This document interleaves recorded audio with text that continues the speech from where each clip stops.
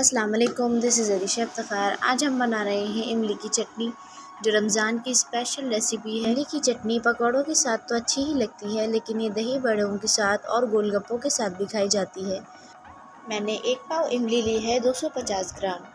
इमली को थोड़ी सी देर भिगाने के बाद हम इसमें से उसके पल्प अलग करके स्ट्रेनर की हेल्प से उसको छान लेंगे और उसके बाद हम इसको हलाने के बाद अब मैं इसमें स्पाइसेस ऐड कर रही हूँ। 1 टेबलस्पून इसमें नमक ऐड कर रही हूँ। 2 टेबलस्पून कुटी हुई मिर्चें ऐड हो रही हैं। अब 1 टेबलस्पून लाल पिसी हुई मिर्चें, 1½ टेबलस्पून इसमें ज़ीरा ऐड कर रही हूँ।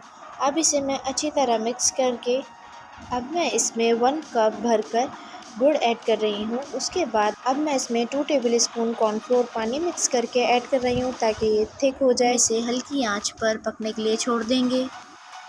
अब हम अपने पकौड़ों की तरफ आते हैं, क्योंकि ये इमली की चटनी हो और पकौड़े ना हो तब तो मज़ा इसका अधूरा है। 2 से 3 कप मैंने भर के इसमें बेसन ऐड किया है। उसके बाद 1 टेबलस्पून इसमें नमक ऐड कर रही हूँ। 1 टेबलस्पून इसमें ज़ीरा ऐड कर रही हूँ। अब मैं इसमें कुटी हुई लाल मिर्च 1 टेबलस्पून और 1 टेबलस्पून पिसी हुई लाल मिर्च ऐड करूँगी। आप अपने हिसाब से मिर्चें रख सकते हैं। अब मैं इसमें 2 टेबलस्पून कुटा हुआ धनिया ऐड कर रही हूँ।